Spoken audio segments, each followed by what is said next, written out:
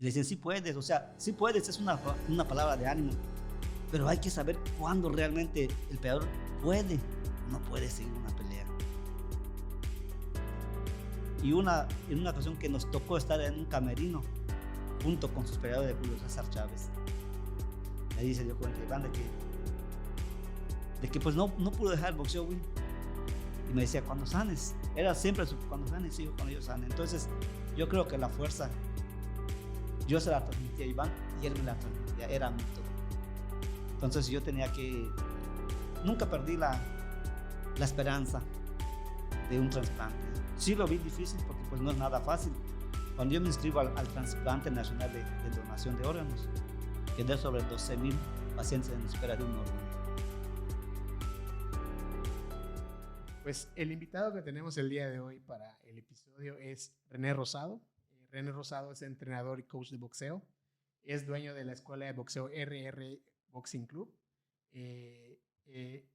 Entrenas edades de atletas de 8 años en adelante. Es correcto. Eres el entrenador de Iván el Terrible Rosado, que actualmente es campeón, tiene su cinturón.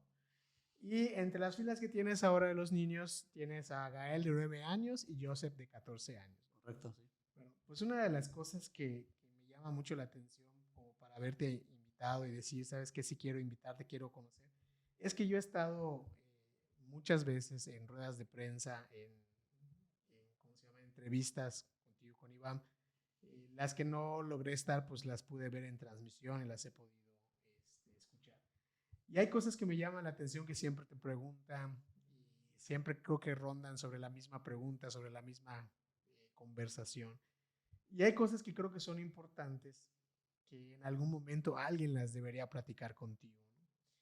Y quiero que esta plática sea más de ese lado que de lo que normalmente se platica en una entrevista como tal, ¿no? Muchas gracias por haber aceptado la invitación. Muchas gracias, Will. Gracias por la invitación. Gracias a Neurobar. La verdad es que yo estoy muy contento, muy agradecido. Y pues gracias a Dios que nos da la vida y la salud para poder estar acá en este momento. Y como te dije, muchas gracias por la invitación. Vamos a charlar más que una entrevista. Mira, una de las cosas que siempre he notado cuando te entrevistan y tu rol de entrenador está involucrado en la entrevista, cuando quieren saber algo más de ti, además de Iván, yo creo que muy pocas veces te han preguntado en qué momento empieza tu amor por el boxeo. Bueno, pues mi gusto por el boxeo desde muy chico, en mi infancia, yo recuerdo como a la edad de 8 años, me empieza a gustar el boxeo porque pues mi papá lo practicó como deporte en la ciudad de Mérida. Después, ya el que vino a vivir aquí en Valladolid, yo lo acompañaba siempre a sus trabajos. Él es pintor de casas, se dedicó siempre a la pintura de las casas. Yo siempre estuve muy pegado a mi papá. Entonces él me platicaba cómo practicaba en su juventud el boxeo. Y es cuando me empieza a interesar, me entra el gusanito de saber qué era el boxeo. Y sus amigos de mi papá, que eran el difunto de Memo Ricalde y Tauita, que también es pintor de casas, pues eran entrenadores de boxeo aquí en Valladolid. En las 5 calles había un gimnasio.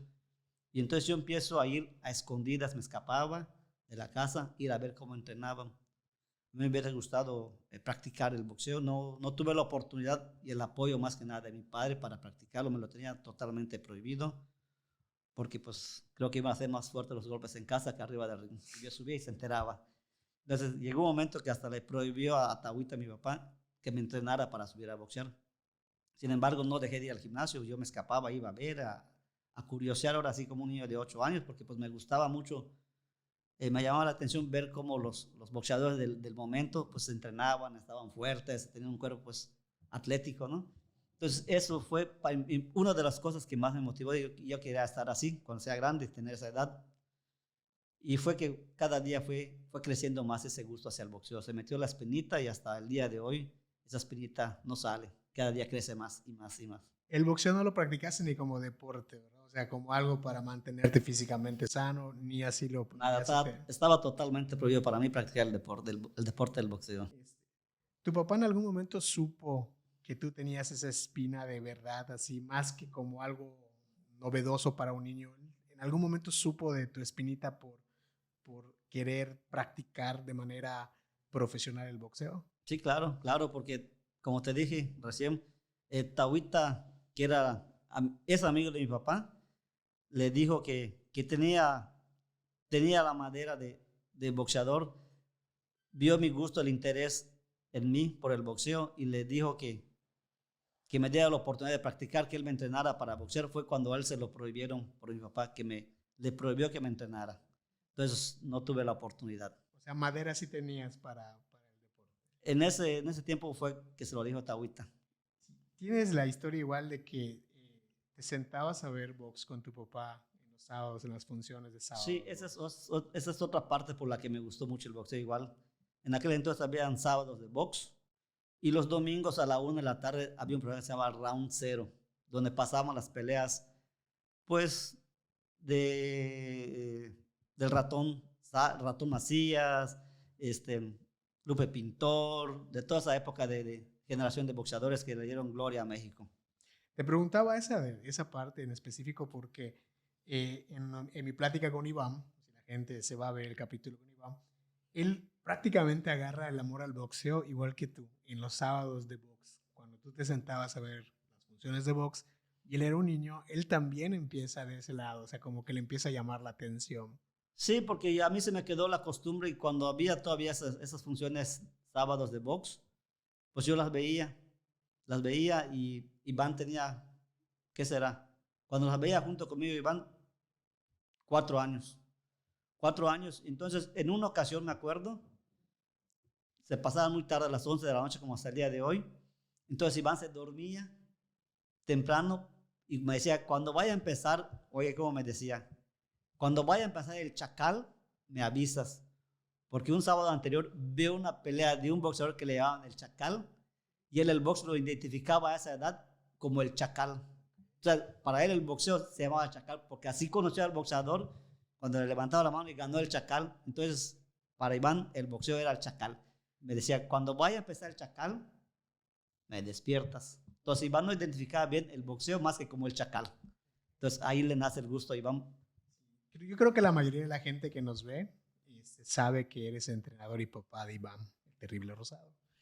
Y hay algo que quisiera preguntarte igual, es en el momento que Iván decide dedicarse al boxeo ya para buscar una carrera profesional en ese deporte, ¿cómo fue la visión de tu papá al enterarse que su nieto, ahora sí a su hijo le dijo no, está totalmente prohibido? ¿Cómo tomó tu papá la noticia de que su nieto sí podía dedicarse con permiso y con todo y con tu bendición y la de su mamá al boxeo profesional? Bueno, en un principio lo tomó como un juego. Un niño de 4 o 5 años, él se lo dijo que iba a boxear y él mismo le construye su primer punch a Iván. Entonces, pues iba Iván a entrenar conmigo, pero como mi papá sabe que estaba conmigo, sabía que estaba bien cuidado, bien protegido. O sea, nunca se imaginó o nunca pensó que Iván fuera un boxeador profesional. Ya cuando Iván empieza a boxear amateur, me lo decía nada más, me decía, no más te pido un favor, cuídame mucho, Iván. Cuídame mucho, Iván, me decía. Pero él respetó mucho la decisión de los dos. Sí, me dijo, es tu hijo, tú sabes qué es lo que haces, si es lo mejor para tu hijo, adelante, pero nada más te pido un favor, cuídame mucho, Iván. Porque Iván si no es el más consentido, es uno de sus nietos más consentidos de mi papá. ¿Por qué? Porque Iván en cierta parte también creció con mi papá, porque Iván se quedaba a dormir los fines de semana con mi papá. Okay. Entonces, por eso mi papá se acostumbró y se encariñó mucho con Iván hasta el día de hoy. Y lo mismo con Iván, con mi papá. Sí, porque siempre yo me preguntaba, a ti no te dio ese permiso por, me imagino, miedo de, pues eres su hijo y por protegerte. Y digo, ¿y cómo lo habrá tomado en el momento de que se enteró que su nieto sí iba por ahí? Entonces, me era muy curioso. Cuando yo escucho las entrevistas, hay una pregunta que a mi punto de vista siempre hacen de una manera como que equivocada, o para no decir equivocada, ¿no? Como que la hacen de una manera muy al aire, ¿no? Cuando te preguntan cómo logras tú dividir el ser papá de Iván y ser el entrenador de Iván el Terrible Rosado. Y yo cuando he escuchado tus respuestas, yo la entiendo a lo mejor tal como es, ¿no? Yo creo que la pregunta debería ser siempre, es cómo logras equilibrar, porque al final de cuentas no te puedes fragmentar. Tú, René Rosado, eres entrenador y eres papá, y eres hijo y eres esposo, y fragmentar esos roles pues no explican muy bien cómo eres tú en tu totalidad. Entonces yo creo que la pregunta que me gustaría que me respondas, porque esa es la respuesta que das hacia esa pregunta, es cómo logras equilibrar tu rol de padre con tu rol de entrenador. Bueno, te la voy a responder clara y como es. Vamos a hacer un poco del tiempo hacia atrás. Como te digo, yo nunca practiqué el boxeo como tal, como deporte, como profesional, pero me metí de lleno a empezar a entrenar y ya cuando ya era mayor de edad, yo ya me metí más de lleno a aprender el gaje de boxeo como entrenador, porque yo empecé a ver a Iván para dónde iba su camino. Entonces yo me meto en la comisión de box de Cancún, que me dan la oportunidad, y solicito mi licencia como ayudante de entrenador. Y me dice el comisionado en turno, te tengo que poner un examen para ver si eres apto para la licencia o no. Entonces yo me pegué con un entrenador específico en Cancún, en paz descanse, el difunto de don Nachito Sotelo. Y él me enseñó y me dijo que antes, por sobre cualquier cosa, porque era su filosofía, primero es la integridad del boxeador. Nunca vamos a exponer al boxeador ante nada. Yo primero hay que ser, nunca se me olvida, hay que ser primero inteligente antes que valiente. Entonces yo ya cuando me fui capacitando, me fui agarrando esa experiencia, ya me sentía con la seguridad de poder ser entrenador de mi hijo. Porque a lo mejor si no tengo esa base, ese sustento, me iba a ganar el cariño de padre. Entonces ya cuando me fui preparando, cuando fui entrenando, me fui metiendo más de lleno, ya cuando Nachito Sotelo me tuvo la confianza de decir, bueno, tú ya puedes entrenar, ya puedes hacer esto.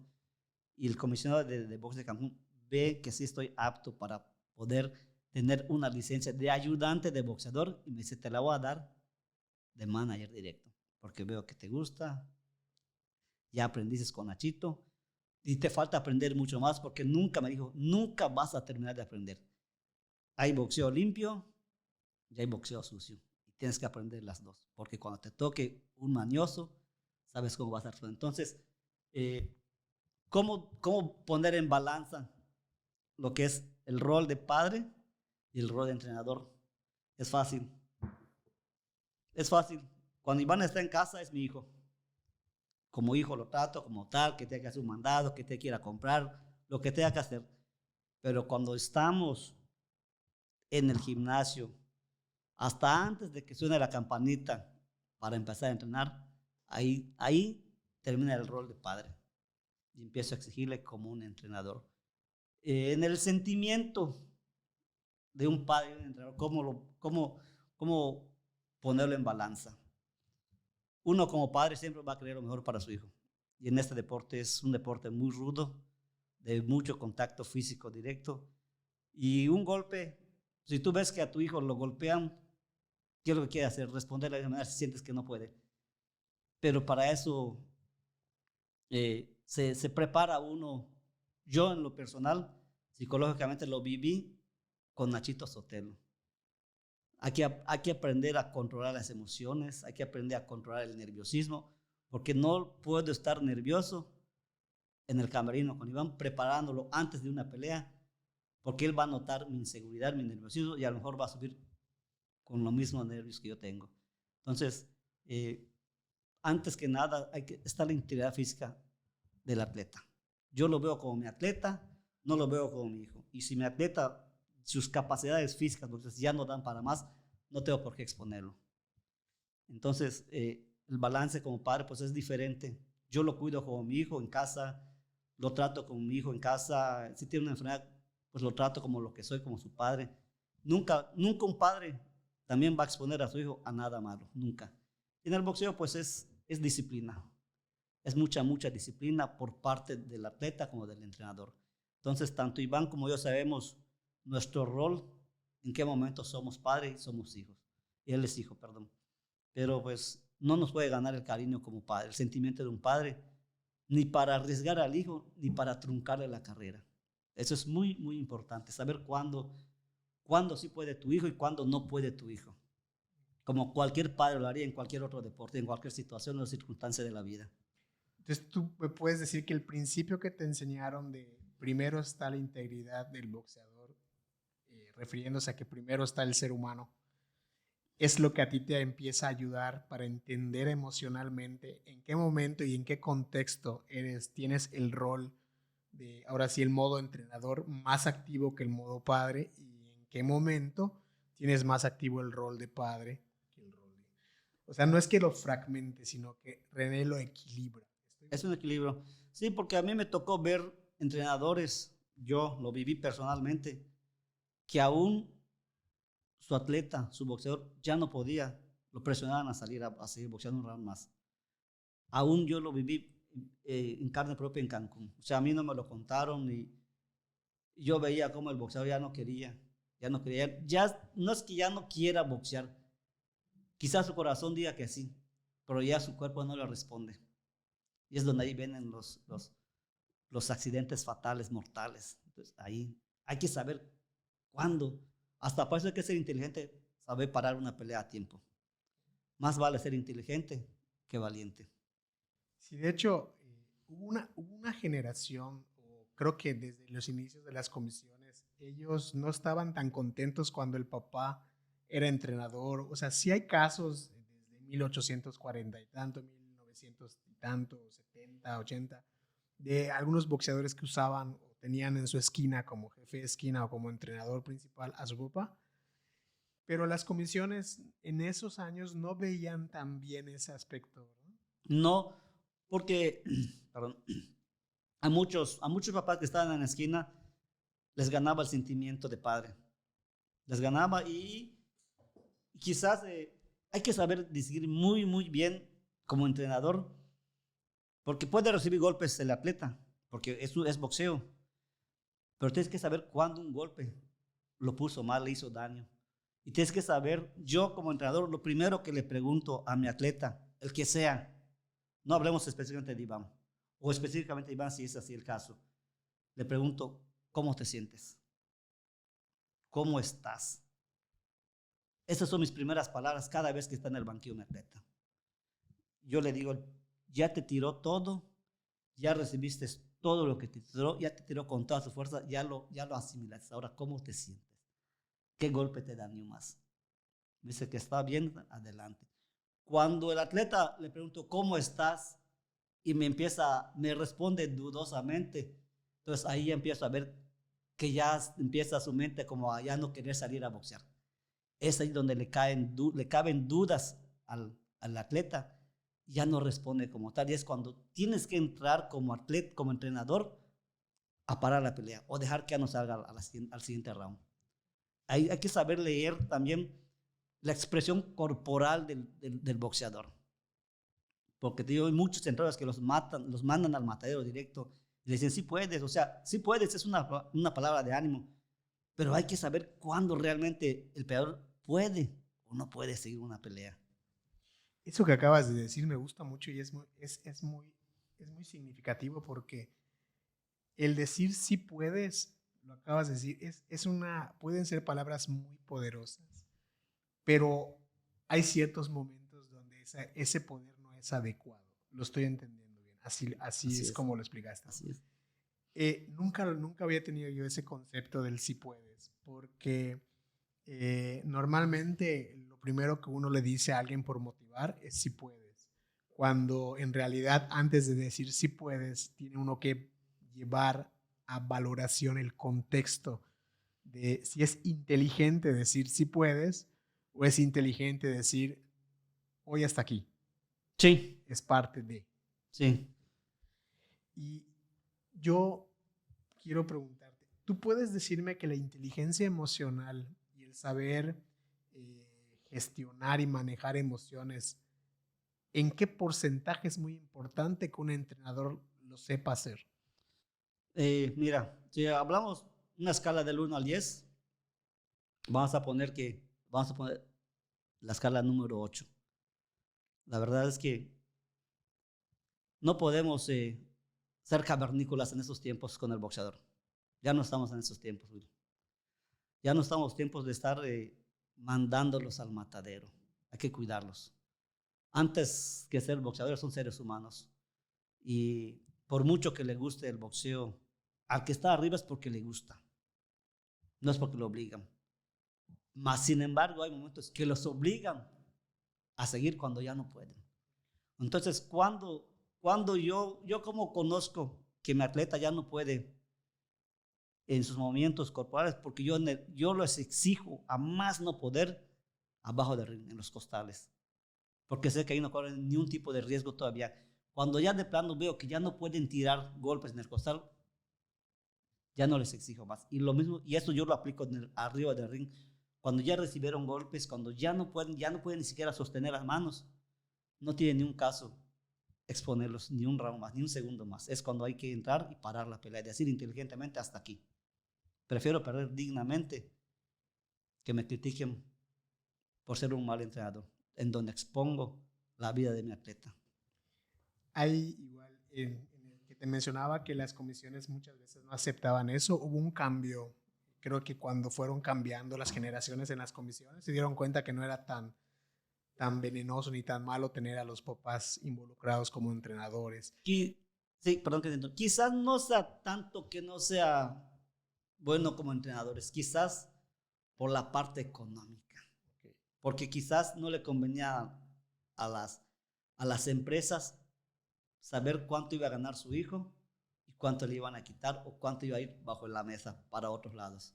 Entonces, en esa parte yo como papá, ahí sí como papá, digo no, eso a mí no me parece. Las cosas son claras y directas.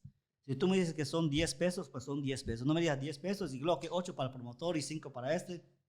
Ahí es donde ha habido ese pequeño cambio, sí. Antes probablemente no era tan conveniente económicamente para algunas personas involucradas en el mundo del boxeo que hubiera alguien que sepa sacar cuentas, porque yo me acuerdo que según las estadísticas, hasta hace unos 8 años, México era un país donde el boxeador empezaba su carrera profesional o por lo menos sus peleas amateurs para volverse profesional. Muy jóvenes, empezaban a los 15, 16. Entonces, a esa edad, pues era muy fácil poder económicamente, pues quitarles más dinero, darles bolsa, algo, sí, tirarles unos centavos porque darles unos centavos de más a lo que pudieran ganar en otro trabajo o al tipo de vida que estaban acostumbrados, pues ellos lo sentían como una buena paga, pero sin embargo sabíamos que había mucho dinero más que se quedaba por encima o se quedaba en la mesa o debajo de la mesa. Y a lo mejor las comisiones en ese momento o cierta gente involucrada no les convenía tanto que hubiera alguien que supiera sumar, restar y decir este porcentaje no, porque el que arriesga la vida es mi hijo. ¿Tú en algún momento has tenido que parar una pelea de Iván? Sí, la penúltima de Iván. La penúltima de Iván, sí. Sí, yo la paré. Yo le dije, no sale más. ¿Cómo se puso Iván en ese momento? ¿Hubo controversia? ¿Dijo, ok, sí, no salgo? No, él mismo aceptó. Él supo reconocer que no estaba en su momento, no estaba en su noche. Simple y sencillamente, físicamente estaba en el ring, pero su mente estaba en otro lado. ¿Cómo lo sentiste tú en el momento cuando dijiste, ya no va a salir? Fue una decisión, Will, difícil. Difícil, te voy a decir por qué es difícil. Porque el rival que nos tocó era un peleador muy rápido, mas no tenía golpe de poder. Iván le aguantó todo. Yo sabía que Iván, quedando un round, 3 minutos de pelea, Iván lo pudo haber acabado en cualquier momento. Yo conozco a Iván, conozco la pegada que trae Iván. Yo sabía que este muchacho no le iba a aguantar a Iván. Por eso su estrategia le salió. Que bueno, y lo felicito, y lo felicité, y lo sigo felicitando. Era golpear, pegar y salir corriendo. Si Iván hubiese salido a boxear como yo le hice el plan de trabajo, Will, hubiera ganado por nocaut. En el primer round nomás lo tocó y se fue a la lona. Y fue donde Iván se perdió, después del primer round. Ya después él me explicó sus motivos personales, qué pasó, por qué perdió, y lo tomamos como una experiencia, no como una derrota. Yo lo tomé como una experiencia, más sin embargo, como entrenador, se me quedó clavada la espina de decir, me la tengo que sacar en algún momento. Yo no soy de buscar revanchas, Will. Yo soy de ir al frente siempre, en la carrera de Iván, y siempre lo he dicho, los caminos son paralelos. Ya nos encontramos una vez, y cada quien está haciendo su rumbo. Y sé que en algún momento no muy lejano nos vamos a volver a encontrar. ¿Cuánta crítica has recibido por decir que no miras para atrás por una revancha y solo miras para adelante? Un montón, siempre. Lo primero que me dicen es que sí es miedo. Y no, si fuese miedo, no agarraré ni una pelea. Pero yo siempre con la vista al frente, desde que inicié con Iván, nuestra mirada, nuestra meta es hacia el frente, caminar hacia el frente. Lo de atrás quedó atrás. No soy de voltear y ver atrás, siempre hacia el frente. Y si el que está aquí me ganó y se vuelve a poner enfrente en mi camino, lo volveré a enfrentar una y otra vez y nunca le voy a dar la vuelta a ningún peleador. Te voy a contar algo. En psicología deportiva hay una terminología, la voy a decir coloquialmente porque no recuerdo cómo se le llama como que el olor a miedo. Cuando juegas fútbol o juegas básquetbol, se le dice tu playera, se le queda el olor a miedo. Entonces, volver a usar el mismo jersey contra el mismo partido, o sea, contra el mismo equipo, el mismo color, porque a veces eres visitante o eres... hay un porcentaje de que el equipo o el deportista de manera individual tenga una concentración mental muy por abajo de lo esperado para ellos mismos, no para el público.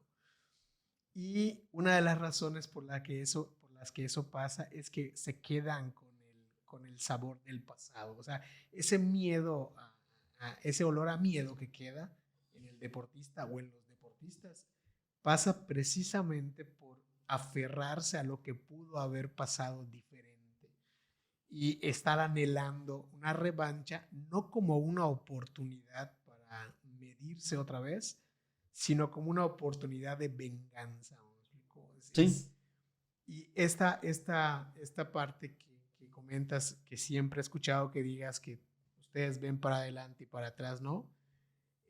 Se me hace irracional la crítica sobre si tienen miedo o no, porque lo explicas muy bien, eres muy claro en eso. Dices, nosotros no miramos para atrás, miramos hacia el frente, pero sabiendo que en algún momento puede ser inevitable volverse a encontrar. O sea, si fuera miedo, dirías, no nos vamos a volver a ver. O sea, la negativa sería directa. No queremos nada con otro boxeador que hayamos enfrentado antes.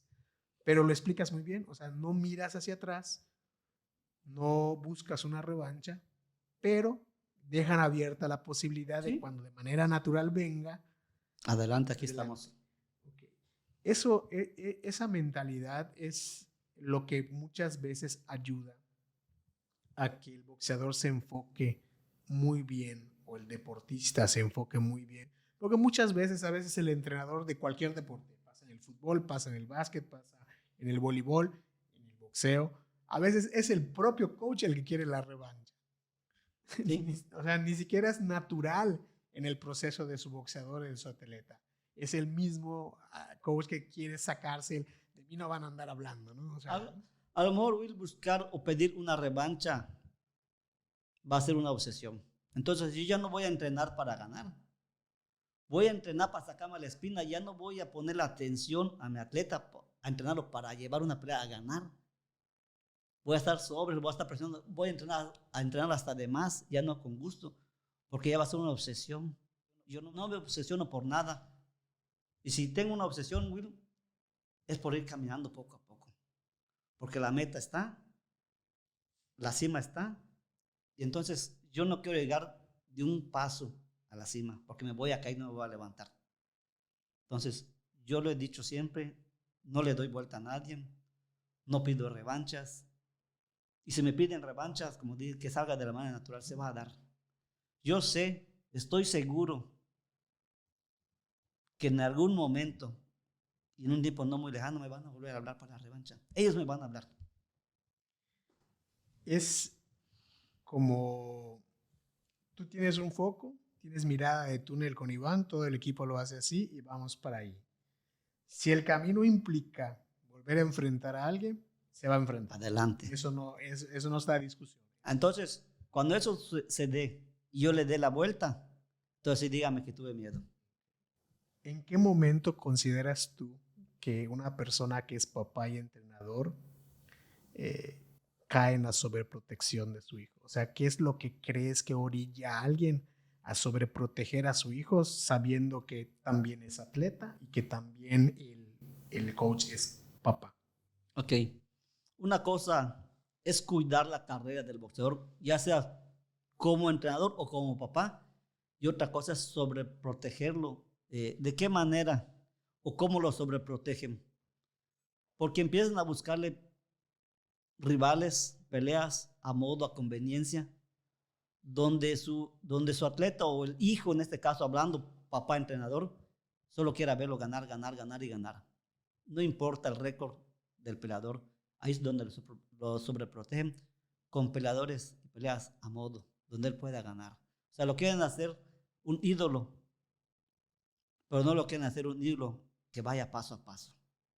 Entonces, cuando eso sucede y cuando les ponen peleadores realmente clasificados y con un cierto nivel de boxeo, es donde ven su realidad y es donde entran en pánico y temor de decir, con este ya no, porque lo acabas de decir en la pregunta anterior, ya tienen el temor de volver a pelear con cualquiera que sea, va a perder, lo van a lastimar, lo van a lesionar.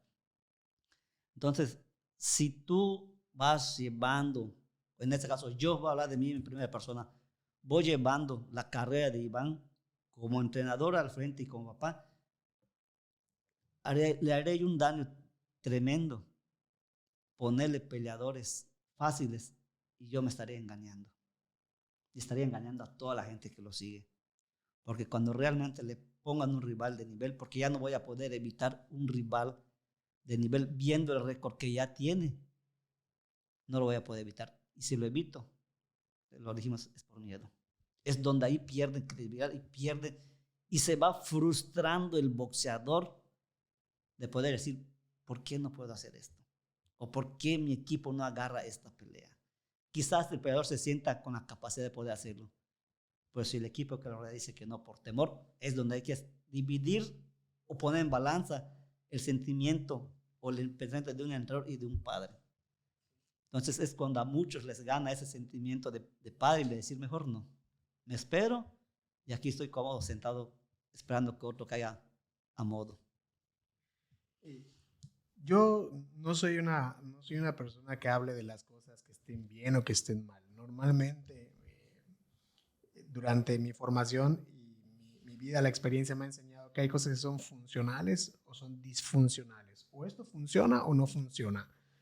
Lejos de los conceptos sociales de si está bien o está mal.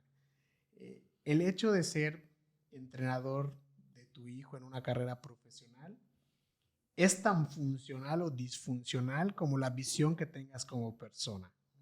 Porque hubo un momento en el que las comisiones no aceptaban tanto a un papá en la esquina por sus diferentes razones, pero también se empezaron a dar cuenta y también tenían la opinión de que tenerlo muchas veces evita tener peleas trágicas, o sea, a veces tener a tu familia, a un familiar contigo en la esquina hace que una pelea esté parada a tiempo. Como bien decías, hay entrenadores que empujan al atleta, porque al final de cuentas es su atleta, ¿no?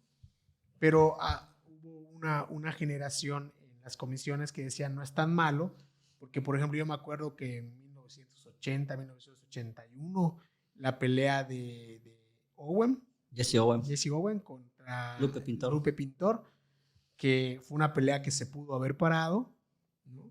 Yo la recuerdo, te la menciono porque es la que recuerdo de 1980. Yo tenía edad para sentarme a ver box con mi papá los sábados de box y me impactó mucho al día siguiente la noticia. Yo siendo un niño, un boxeador, o sea, un deportista se murió haciendo deporte, ¿no? Sí. Entonces, hay esa parte, el el equilibrio, ¿no?, de las opiniones. Es un mito, yo creo que sea decir que está mal que alguien sea papá, que sea padre y sea entrenador. Es un mito decir está mal. Es más bien decir qué tan funcional es con este boxeador, ¿no? Qué tan disfuncional es con este boxeador. No generalizar. O sea, está mal que los papás entrenen a sus hijos, ¿no?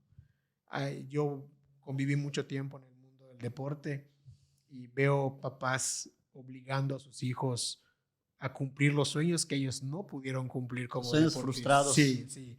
O sea, yo conozco generaciones donde los papás en su vida tocaron una pelota, pero quieren que su hijo sea un seleccionado nacional de fútbol, ¿no? Y ves al niño no quiere, o sí quiere, pero no bajo esa presión, ¿no?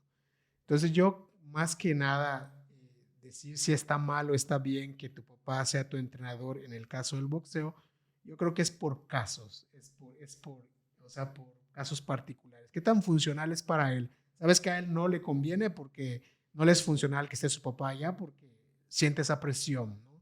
O su papá lo presiona en su casa y lo presiona en el gimnasio igual. O decir, sabes que a este sí le funciona porque pues quiere disfrutar esta experiencia con su papá. O sea, ¿a quién de nosotros como hijos no nos hubiera gustado en un momento que tu papá vaya a ver que juegues el deporte que practicas, eres mi campeón? O sea, ¿me explico? Hay mucho alrededor de eso. Entonces, más que decir si está mal o está bien, es saber distinguir cuándo es funcional y para quién es funcional y cuándo no y para quién no lo es, ¿no?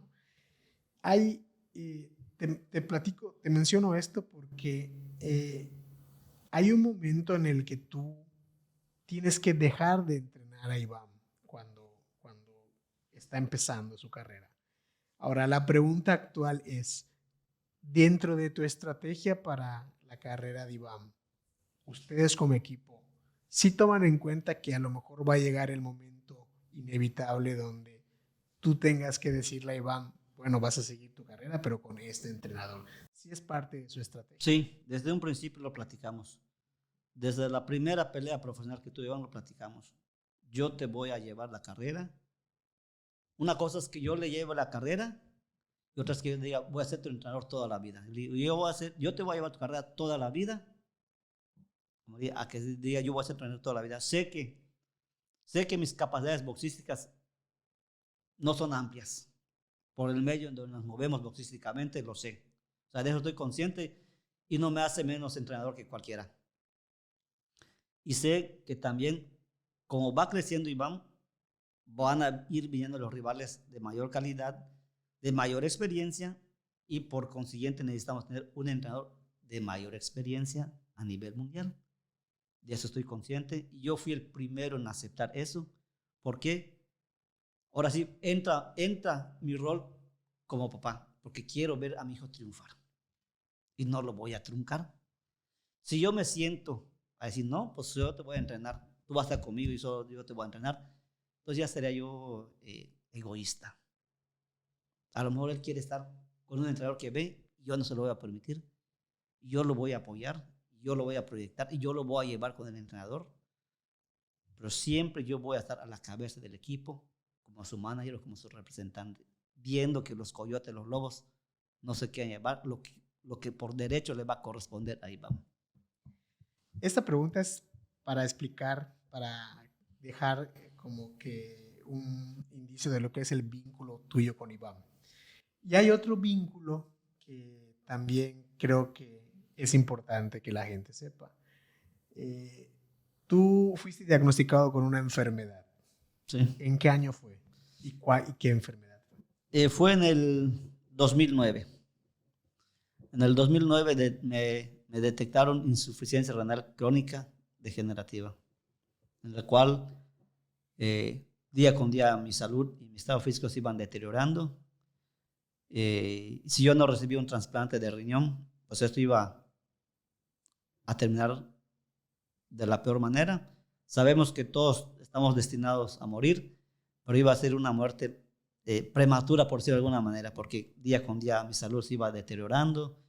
Entonces, cuando a mí me detectaron la insuficiencia renal, Iván ya tenía 3 años entrenando. 3 años entrenando. se coronó campeón por primera vez en un torneo amateur en los Guantes Dorados en el 2008 y en 2009 me detectaron. Yo trabajaba en el gobierno en Quintana Roo y yo venía 3 veces por semana a ver a Iván, pero en el tiempo que yo, los días que yo no estaba, se lo entregué a don Héctor Mendieta. Yo hablé con don Héctor Mendieta y le dije que por favor me lo entrenara, me lo viera, y no me lo aceptó. O sea, fue un día y después dijo que ya no, que porque era un niño, que se distraía, que no. Así lo rechazó. Iván llegó llorando en la casa, triste porque no lo quiso entrenar. Yo le pido el favor a Miguel Herrera. Le dije, Miguel, velo. Iván ya se sabe parar, ya está bien puesta su guardia, ya camina. O sea, caminar en el aspecto boxístico. Y Miguel me ayuda en ese aspecto. Empieza a ver a Iván, que será como un mes. Y ya después yo dije, bueno, si esto es lo que quiere Iván, pues vale la pena estar yendo y viniendo diario de Playa del Carmen a Valladolid. Entonces ya yo vuelvo a retomar ya más de lleno, a agarrar a Iván ya más de lleno, a entrenarlo, a entrenarlo. Le pedí el favor a don Héctor, en paz descansa don Héctor Mendieta, de que solo me diera el espacio para que yo entrene a Iván. Y me dijo que sí, sin problema. Si tú lo vas a entrenar, adelante, me dijo. Yo no lo entreno. Y sí, lo empecé a entrenar y lo vio entrenar don Héctor haciendo sombra, brincando cuerdas, y le gustó. Y ya él solo me dijo, oye, si ya no puedes, cuando no puedas entrenar a Iván, me dijo, yo lo veo. Ya fue cuando don Héctor Mendieta se interesó en Iván, porque lo vio muy chico y pensó que era un niño que estaba jugando. Cuando vio que en realidad entrenaba a la par o casi a la par de los más grandes, o con la seriedad más bien, no a la par, porque su capacidad física no se lo permitía, lo toma en cuenta y lo jala para entrenar con él. En todo este proceso, ¿Iván ya sabía de tu diagnóstico? No, no me habían detectado todavía eso. Okay. Eso fue antes. Okay, es previo. Cuando a mí me detectan esto, Iván ya boxeaba, ya había ganado su primer torneo.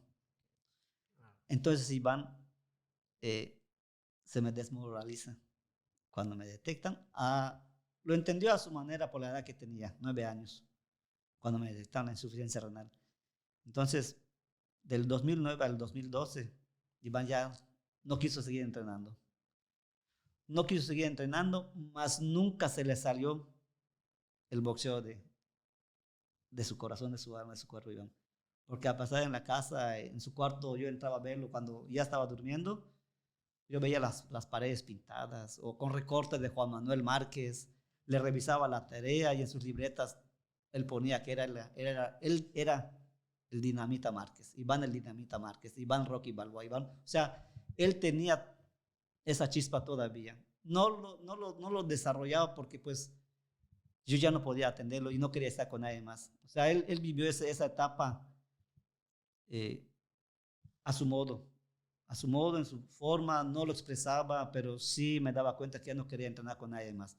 Mas, sin embargo, no entrenaba, pero no dejaba de pensar en el boxeo. No dejaba de pensar en el boxeo y fueron 3 años que paramos completamente el boxeo. Yo aún cuando me dializaba todavía lo llevaba a correr y se daba cuenta Iván que ya no podía poner atención y ya dijo, ya no. Él me dijo, hasta que sanes, entrenamos. Ya no quiso nada más con el boxeo, practicarlo, pero sin embargo nunca se le salió el boxeo del alma a Iván. ¿Cómo mantuviste tú la fuerza para que Iván sí dejara de entrenar, pero no perdiera esa chispa? Porque yo estoy pensando que Iván veía algo en ti, además de la enfermedad, que decía hasta que sanes. O sea, él tenía la fe y la seguridad de que hasta que sanes iba a volver a entrenar contigo. ¿De dónde sacas tú la resiliencia para decir, ok, voy a aguantar el proceso, voy a esperar con fe? Porque se necesita fuerza para decir voy a esperar. ¿O qué pasaba en tu cabeza en esos momentos? Bueno, quizá la fuerza, la resiliencia, como tú dices, Will, yo me apegué un poco más a Iván que mis otros 2 hijos. ¿Por qué? Porque yo vi que en ese momento Iván me necesitaba más. Pues el mayor llevaba 6 años, Iván ya era un poco, lo entendía mejor. Y María José tenía 3 años apenas. No lograba comprender todavía la magnitud de lo que estaba pasando. Iván ya se daba cuenta porque de repente cambia todo para él, deja de entrenar y le dicen, está enfermo tu papá, no puede. O sea, a él le dijeron, está enfermo tu papá y ya no te puede entrenar. Entonces, para Iván fue un golpe duro.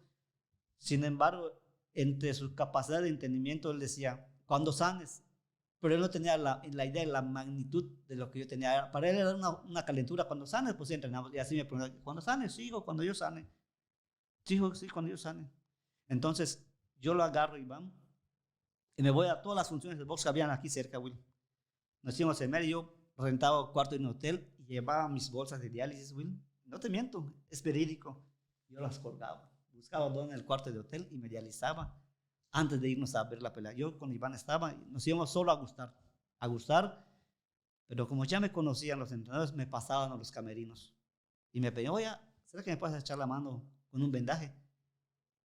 Y sí, yo empezaba a vendar a los boxeadores. Y en una ocasión que nos tocó estar en un camerino junto con sus peleadores de Julio César Chávez. Y ahí se dio cuenta Iván de que pues no pudo dejar el boxeo, Will. Y me decía, cuando sanes. Era siempre cuando sanes, hijo, cuando yo sane. Entonces, yo creo que la fuerza, yo se la transmitía a Iván y él me la transmitía. Era mutuo. Entonces, yo tenía que, nunca perdí la esperanza de un trasplante. Sí lo vi difícil porque pues no es nada fácil. Cuando yo me inscribo al trasplante nacional de donación de órganos, quedé sobre 12,000 pacientes en espera de un órgano. 12,000. En la lista nacional. ¿Cuánto tiempo tardó en llegar el trasplante? Bueno, si no lo hubiéramos hecho por medio particular, Will, no sé qué hubiera pasado. Fueron 3 años que viví así y fue una hermana que me donó el riñón. Porque si hubiera sido en la lista de espera, no sé qué hubiera pasado. Sí, es muy larga. 12,000 es muy y va muy lento. Y no es conseguir una refacción que vaya a nacionales, ¿no? Sí, sí, sí. Porque en nuestro país, o en nuestro medio más que nada, es muy difícil tomar en cuenta la donación de órganos. No hay la cultura. Sí, no hay la cultura, no hay la conciencia, tampoco siento que haya el trabajo adecuado para concientizar. Hay religiones en las que no está, sí. que no está bien visto, se respeta, ¿no? Pero eso es lo que entorpece o vuelve muy lento que una persona pueda recibir un donativo. Y era precisamente este punto al que quería llegar, porque en la plática con Iván, en el episodio de Iván, que está antes que él habla de cómo ese momento crítico para ti, él sí logra percibir que pues hay algo de peligro, ¿no? De perder a su padre. Y él de ahí, él menciona en el episodio que empieza a hacerse la idea de que cuando tú ya estás bien y recibes el trasplante, que él quiere sus mejores peleas a tu lado. Y ahí es cuando yo digo que para Iván sí es funcional hasta el día de hoy que su papá sea su entrenador, porque hay un vínculo emocional de saber, de haber obtenido resiliencia, fuerza, fe en un momento crítico para los dos. Porque el hecho de que tú tomaras la decisión estando enfermo, en un diagnóstico donde tú lo dices, tu vida iba cambiando, la calidad de tu vida iba siendo menos cada vez, hayas tomado la decisión de empezar a ir a todas las funciones de boxeo, ¿me explico? Cuando lo normal sería decir, es que me quedo en mi casa, porque acá, o sea, en la diálisis yo sé que tiene que ser todo muy higiénico, muy cuidado, las áreas donde estás tienen que estar, porque el riñón va muy vinculado a nuestro sistema inmunológico. Sí. Y sin embargo, tú tomaste la decisión por que él no perdiera la fe, no perdiera el amor al boxeo y más importante, no te viera a ti mal, decides ir de función en función. Entonces, yo siento que más que Iván no haya perdido el amor al boxeo fue que no permitiste que Iván perdiera el amor por lo que le gusta. Así es, bueno. Y es cuando yo digo el contexto de todo entrenador con relación a su hijo como atleta es lo que importa, porque de repente hay contextos donde el mismo miedo que te lleva a sobreproteger a tu hijo hace que lo lleves más ahí del límite y venga una lesión o una pérdida grave, o vamos a dejarlo en lo básico, ¿no? Perder un cinturón por negarse a un enfrentamiento, ¿no? Que sabemos que en el mundo del boxeo pasa aquí y en China. Así es. ¿No? Y a veces hasta el mismo boxeador, no necesariamente un papá. El mismo boxeador empieza hasta que me llegan al precio porque soy el campeón, hasta, me explico, toda esa ideología que pues hace difícil y hace fácil quitar un cinturón en la mesa, ¿no? Todo esto cuando tú llegas y tienes la noticia del trasplante, ¿qué significa para ti ese momento? Ya no. Fue casi lo mismo cuando yo recibí la noticia de que mis reuniones ya no funcionaban. No lo creí. No lo creí. Dije, a lo mejor está confundido el diagnóstico. No lo creí hasta que cuando realmente ya me di cuenta cómo mi vida día a día iba cambiando. Se iba poniendo, pues el nivel de vida, como es mi calidad de vida iba siendo peor. No lo creí. Cuando llega la noticia de que ya iba a hacer el trasplante, tampoco me lo creí. No, o sea, fue una noticia así para mí de golpe. Me va a volver a cambiar la vida de una manera drástica otra vez. Y me la cambió. O sea, no lo creí. Me tuve que quedar. ¿Cuándo lo creí? ¿Cuándo lo sentí más real? Cuando pasé la primera noche en el hospital solo. Cuando me dijeron, ya, hoy te dializas por última vez. Mañana recibes el mejor regalo de tu vida, me dijeron. Entonces me quedé en el cuarto solo, me dialicé. Y me quedé y no pude dormir pensando si era real o no era real. Era un sueño, era algo vago. Dije, hasta que yo no vea que ya de verdad esté en el quirófano, entonces sí es real. Y así me quedé, amaneció y me prepararon, ya estaba listo, no cené, en ayunas, y vienen y me dicen que se pospone la cirugía para más tarde. Hubo un problema. Y otra vez esperar. Por eso, yo no lo creí, y hasta que yo vea que ya estoy entrando a quirófano, ahora sí. Así fue como yo recibí esa noticia o sea, la recibí con meses de anticipación, ¿no? Pues no me la creía todavía. No la creía, dije, hasta que yo vea que realmente estoy entrando en quirófano, esto ya es real. No querías falsas expectativas. ¿Sí? Sí. Y cuando estabas en ese proceso de espera, en algún momento, o del diagnóstico hasta el final del tratamiento, ¿no? Del trasplante, ¿en algún momento pensaste que esa pelea ya la habías perdido? No, te soy sincero, no. Nunca. Yo me daba cuenta de cómo iba yo quedando. Pero yo nunca perdí la fe, nunca perdí la esperanza, nunca, porque pasaron muchas cosas por la cual no se podía hacer el trasplante, por una situación económica, por una situación de la familia que unos estaban de acuerdo, otros no, muchas cosas. Llegó entonces un momento que yo dije, bueno, para evitar conflicto en mi familia, porque si lo hubo, yo dije, ya no me trasplanto, aquí que quedo todo, o sea, lo dije en el sentido para calmar, porque hubo un momento que todos estaban confundidos, se desesperaban, ¿no? Lo entiendo, todos querían lo mejor para mí, pero no había una sola idea clara de qué era lo mejor. Todos sabían que querían lo mejor, pero no había un consenso general para decir esto es. Sí, además el hecho de que una persona te done un riñón, no, también está la idea de que la calidad de vida de esa persona puede verse afectada. Sí. A veces es una idea no tan cierta, ¿no? Sí. Pero está esa alrededor. ¿Eso fue lo que empezó a pasar? No, como te digo, era una cuestión económica, Will. Económica. Entonces, pues yo dije, bueno, ¿cuál es el problema? Yo tengo bien, tengo esto. Estando como estoy, no lo puedo. ¿De qué me sirve? Pues voy a vender lo que tengo. Lo que yo tenga que vender. Y aún así, no completamos, Will.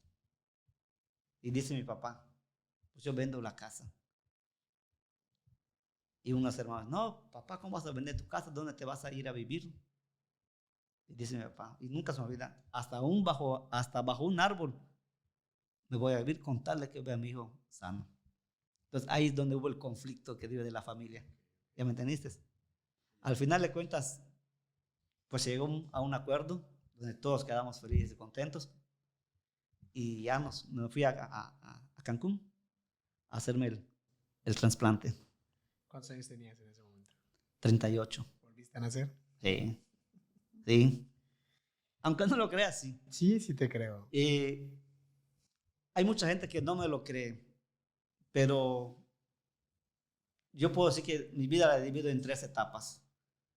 Desde que nací hasta que me detectaron la enfermedad. En el proceso de que pasé la enfermedad hasta que recibí el trasplante de riñón. Fueron 3 etapas diferentes en mi vida. O sea, llegó un momento que se me borró el chip. Dije, no recuerdo qué me pasó. Yo decía, no recuerdo cómo vivía antes de la enfermedad. Cuando uno está sano, Will, no te das cuenta de lo que haces, de lo bueno o lo malo. O sea, tú vives la vida, no tomas conciencia más que nada, hasta que te pasa algo grave. Entonces empiezas a recordar, a hacer memoria. Entonces a mí me pasó, yo no me acordaba, hubo un tiempo que no me acordaba, Will, cómo fue mi vida anterior, antes de enfermarme. Yo solo me acordaba de mi enfermedad para adelante. Se me borró, por un tiempo se me borró ese chip. La memoria de ese, luego fui poco a poco. Ya con el pasar del tiempo se van asentando las cosas y empiezas a recordar otra vez todo lo que viviste. Pero a mí sí me pasó, Will. A mí sí me pasó. Fíjate que todo lo que me cuentas ahora del proceso de del diagnóstico y del trasplante, dejas claro que lo que Iván tiene el día de hoy como persona y como atleta es un legado, ¿no? Porque para ustedes la familia es primero, ¿no? Sí. Y eso te enseña afuera que el ser humano es primero que cualquier otra cosa, ¿no? Y hay como que una racha de aprender de la crisis en ustedes. Por eso cuando van al ring, una pelea, sí es una derrota, porque como dice Iván, no está en el récord, ¿no? Sí. Pero es una experiencia porque pues creo que no hay derrota más grande en la vida o algo que se sienta como derrota cuando te dicen estás enfermo y esta va a ser tu calidad de vida de ahora en adelante, ¿no? Y luego empezar a luchar hasta que llega algo que se siente como una victoria, ¿no? O sea, es lo que yo veo. Y quiero preguntarte algo ya en tu rol de entrenador sobre Iván. ¿Cuál es la estrategia para Iván de ahora en adelante que ya tiene el cinturón? Bueno, yo siempre lo he dicho y lo sigo diciendo. Si antes de ser campeón, lo que yo más le he exigido a Iván no es tanto presionarlo, sino la disciplina. Disciplinaros, tanto él como yo y todo el equipo de trabajo, disciplinaros mucho más, porque sabemos que ahorita estamos un escalón arriba de lo que estábamos ayer. Entonces, ¿a qué nos compromete ese cinturón, ese campeonato, Will? A demostrar que no lo ganamos por casualidad. A demostrar y a comprobar que nuestro trabajo es serio y responsable. Entonces, viene la primera defensa y hay que prepararnos más a conciencia. Yo siempre lo he dicho. En el boxeo, el 90% es disciplina y el 10% es boxeo. Porque puedes tener todo el talento del mundo, pero si no hay disciplina, no sirve de nada. Su primera defensa es ¿al cuánto tiempo de haber ganado la pelea? Tenemos obligatoriamente 6 meses para hacer la primera defensa. ¿Aquí en la ciudad de Valladolid? Estamos trabajando en eso para que sea aquí en Valladolid. ¿Qué necesitas para que eso suceda? ¿Qué necesitan ustedes para decir si se puede hacer aquí? Primero que nada, el apoyo de las autoridades municipales. Primero que nada. Segundo, que haya de empresarios que le apuestan a este proyecto ganador que es Iván el Terrible Rosado. Eso es lo que necesitamos. Y ¿Contra quién saben contra quién es? Mira, nos vamos a sentar a platicar el equipo de trabajo. Y nos tienen dado, el Consejo Mundial nos tiene dado la primera opción de buscar un peleador de por aquí, de México, vaya, de cualquier parte de México, para que posteriormente, obligatoriamente y mandatoriamente, como lo manda el escalafón, defender con los primeros 10 juveniles que estén bajo IBAM, de cualquier parte del mundo que sea. Entonces, hacemos esta defensa y el número 1. Si el número 1 dice no quiero, tengo del 1 al 10 para escoger. Y si aún así ni uno de los 10 quiere por X o por Y, me dice el consejo, tú busca la pelea. Porque el cinturón tiene que estar en juego siempre.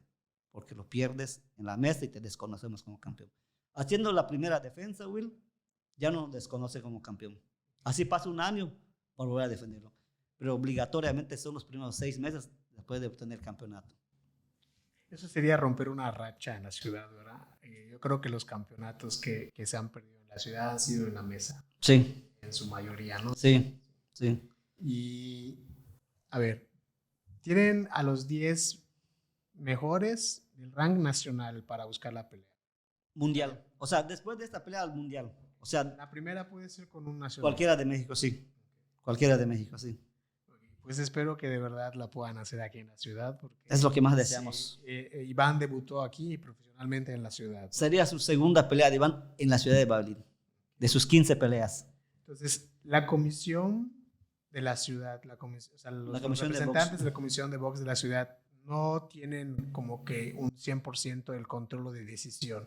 Se necesitan juntar varios factores para... O sea, pregunto esto porque normalmente cuando somos aficionados de afuera, que nunca hemos tenido contacto con cómo se maneja la estructura, pensamos que si la comisión no quiere, no se hace. O sea, que si no se hizo aquí es porque la comisión no quiso. No, realmente la comisión es un órgano regulador.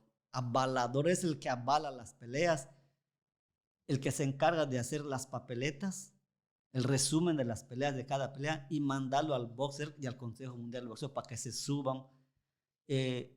Muchos confunden eso, que porque es la comisión es la que tiene que hacer las peleas, cuando no es así. Él es como un colegio de árbitros en el fútbol. Él avala las peleas.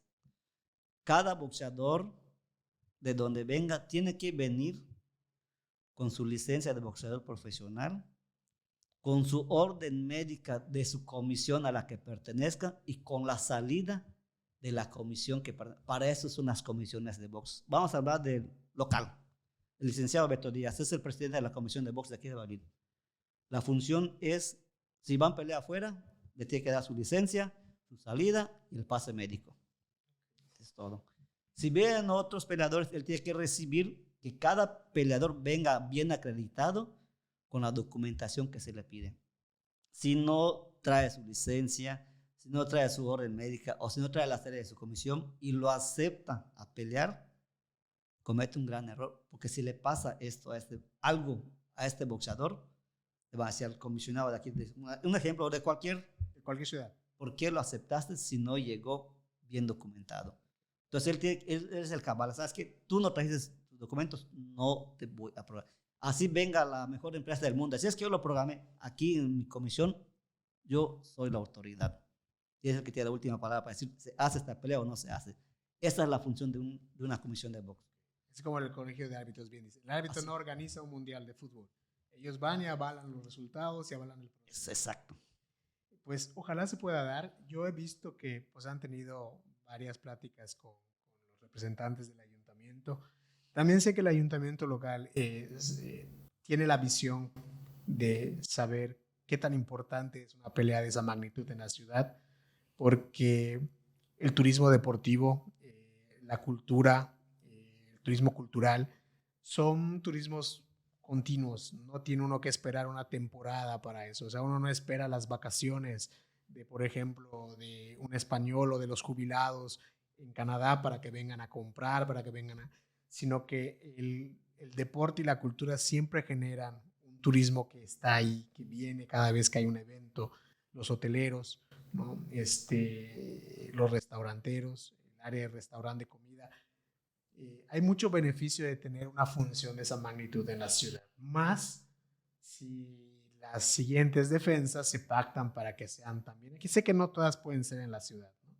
Pero sí que la mayoría o las que se puedan sería una manera de ver diferente, marcar una diferencia en el deporte local, ¿no? Sé que tienen la visión porque por lo menos las puertas están abiertas y han tenido diálogos con ellos. Yo he visto Sí, que sí, han tenido esa conferencia de prensa, le sí. dieron el espacio, ¿no?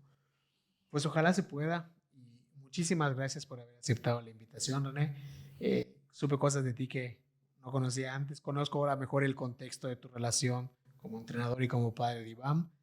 Sé que sabes equilibrar, o sea, no se trata de dividir. O sea, cada vez que te hacen la pregunta de cómo divides, eres muy puntual en darles a entender que no divides, equilibras, no te fragmentas. Y eso está ayudando a Iván al día de hoy porque en una conferencia de prensa y en el episodio con él cuando grabamos, él me dice que una de las cosas que él ve en terapia deportiva con su psicólogo deportivo es saber en qué momento, qué rol es el que está jugando para poder enfocarse en lo que él necesita, ¿no? Muchísimas gracias de nuevo. Está para despedirnos, quisiera hacerte una última pregunta. Sí, claro. Todo este proceso de ser entrenador y padre de Iván, ¿qué te ha enseñado a ti al día de hoy? Bueno, primero que nada, como persona, como padre Iván, saber valorar cada momento con cualquiera de mis 3 hijos. Sé que son momentos inalcanzables con algún valor económico, Will, por lo que pasé. Yo cada día en mi etapa de enfermedad veía cada día más difícil ver cómo no poder convivir de una manera natural con cada uno de mis hijos. Esa es la primera. Y como entrenador, Will, pues tengo la oportunidad nuevamente de poder estar haciendo lo que más me gusta y nada mejor que con uno de mis hijos, que es lo que también le gusta y la apasiona del boxeo. Entonces, son 2 sentimientos en uno, por decir, porque disfruto cada momento con mis hijos, con mi familia, con mi esposa, con mis papás, con mis hermanos, mis sobrinos, mis amigos, como tú, con muchos que tengo, que quizás dejé de hacer un tiempo, o quizás ya no lo estuviese haciendo ahorita si no hubiese logrado el trasplante. Y como entrenador, pues me enfoco mucho más conscientemente en preparar a Iván en todos los aspectos, en todos los sentidos. Una de las cosas, o 2 cosas que le he inculcado mucho a Iván es la gratitud y la lealtad. Yo le he dicho, la humildad te abre puertas, pero la gratitud te las mantiene abiertas. Eso es lo que siempre le inculco. Y no solo a Iván, en todos mis hijos. Y ser muy, muy responsables en todo lo que hagan. A mí me gusta mucho tratar de respetar mucho los tiempos de cada persona, de cada espacio. Me gusta tratar de ser lo más puntual que pueda, Will. No me gusta, prefiero ser yo quien espere y no que me esperen. Y eso es lo que yo le he inculcado a Iván. A mí me gusta ser puntual, hasta cuando vamos a las arenas, soy el primero en llegar, porque me gusta, quiero sentir, empaparme del ambiente, para que la hora que me toque subir al ring junto con Iván, yo ya pasé por esa etapa, ya los nervios, porque siempre va a haber nervios, ya los dejé a un lado. Llegar temprano al ring, a la arena, cuando todo está vacío, caminar, explorar el ambiente. Entonces es algo que yo le inculco mucho a Iván. Pues muchísimas gracias por dejarnos conocer esta parte tuya, esta parte de tu historia. Conozco a toda tu familia, tengo la bendición de que me hayas abierto las puertas de tu casa en más de un momento. Y todo lo que he visto en tus hijos es el legado que le han dejado tú y tu esposa a ellos, a tu hija, a tus 2 hijos. Y yo creo que esa es una pelea ya ganada, ¿no? Tienen los hijos que cualquier padre quisiera tener y pues tus hijos tienen los papás que cualquier hijo quisiera tener, ¿no? Muchísimas gracias por compartir este tiempo. Muchas gracias por la invitación. Muchas gracias, de verdad, te lo agradezco de todo corazón. Es un gusto compartir contigo cada charla, cada plática y cada entrevista.